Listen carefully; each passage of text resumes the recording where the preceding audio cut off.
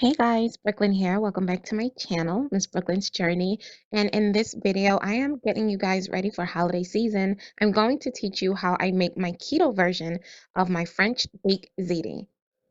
Pay attention because we have a lot to cover in this video. So let's just get started. Hey guys, welcome back. We're gonna cook some good stuff. So starting off, we're gonna use some impostable pasta, the penne kind, and I got this from Thin Slim Foods. Um, I will leave a list of pasta recommendations for low carb and keto down below. These are relatively good. I only like this particular brand and particular pasta for this recipe only. I've been testing out different pastas that are low carb and keto, but yeah. Anyway, you don't get a lot of servings. It's only 4 servings in each bag. And this is for the holidays. And the recipe that I'm showing you guys is a double, like it's doubled. So you're gonna need 2 bags of this if you're having a holiday party with your family. You're gonna bring your water up to a boil. No, you don't need to salt it. Trust me, don't salt it. Drop your pasta in and cook it al dente, a little bit over the 10 to 12 minute mark. I cooked mine for about 14 minutes, but don't cook it longer than that. So we're going to be using 2 different types of meats in this. I'm using grass-fed 93% ground beef organic and also 2 Italian spicy sausages. Now, you can use either chicken spicy sausage or pork. I used pork in this recipe. Again, I am going to give you guys the doubled version to this because the version I'm showing you on camera is only for 4 servings. So you want to mince your meat, ground it, cook it down just like so. As you guys can see, there's not a lot of oils in the pan at all because I didn't use a fattier meat. You're going to add your Worcestershire sauce. Yeah, you need some Worcestershire. And then you're going to add your bell peppers, your onions, and your garlic to this. Again, you guys can see I don't have a lot of fat in the pan, and you guys saw I did not add fat. Trust me, for my keto babies, listen, this is going to have a bunch of fat in the recipe because we're going to be using heavy cream, butter, and all that other stuff, but we don't need it in this step. So we're going to move on to the seasoning.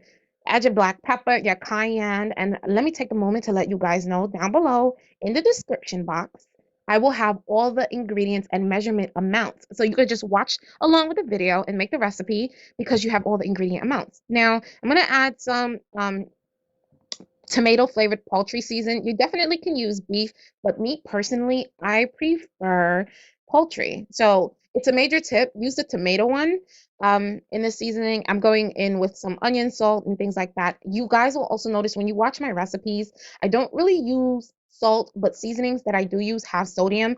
Now, if you are watching your sodium intake, please by all means substitute with the sodium free versions of this. But I like to add my own sodium, but in this particular recipe, I didn't need any at all. Like I didn't need any salt in it at all because all of the seasonings has its own sodium. So I know for those of us that are on a ketogenic diet, sodium is important for us. But I do want to still put out there that I do want you guys to practice your sodium intake. Like, be careful, okay? You don't want to take in too much sodium. So just be very, very careful. And again, the measurement amount that I'm showing you guys is for 4, but in the description box, it's going to be for about 10 people. Okay, look at the noodle. Al dente, right? And mind you, I went over like 2 minutes. Like I think I boiled it for like 12 or 14 minutes. That's all good.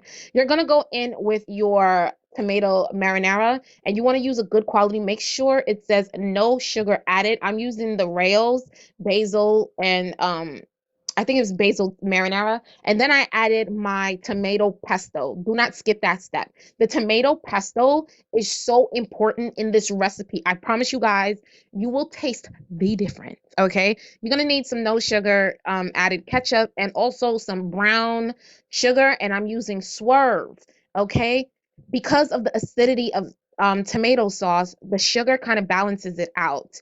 So please go ahead and go in with the sugar. Also, I don't know why I didn't record the step of me adding my fresh basil, but I definitely ripped up about 4 leaves of basil. So make sure you, at this point, after you put your sugars and everything like that, put your basil in, reduce your fire down to a medium low and let it softly simmer. You want your sauce to simmer for approximately 15-20 minutes. The longer the better, but make sure you're watching it that it doesn't dry out. Now let's work on the roux. To a hot pan, which is on medium heat, I'm adding 2 tablespoons of unsalted butter. But you guys, again, you guys will get the measurement amounts in the description box down below.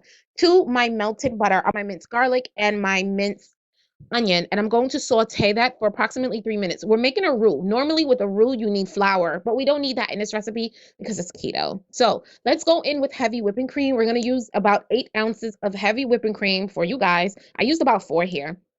And then you're gonna go in with 1 cube of chicken bouillon or poultry seasoning. I'm using crushed chicken bouillon right there, aka poultry season. You're gonna go in with some of the same seasonings we used in the beginning, but we're gonna add it here, okay? Again, it's in the description box, but you want to make sure you have your roux really flavorful because this is a French style baked ziti, very different from an Italian baked ziti. In an Italian baked ziti, you would go in with ricotta. We're not doing that here. This is French based, okay? There's a difference between Italian and French, hence why we're making a roux. You're gonna add your Tabasco sauce. Do not skip this step. You need it, and it must be Tabasco. It cannot be anything else. It has to be Tabasco. You're going to let this simmer until it starts to slightly get thicker. So you want to simmer for about 6 minutes. Make sure you get all the seasonings well incorporated and combined.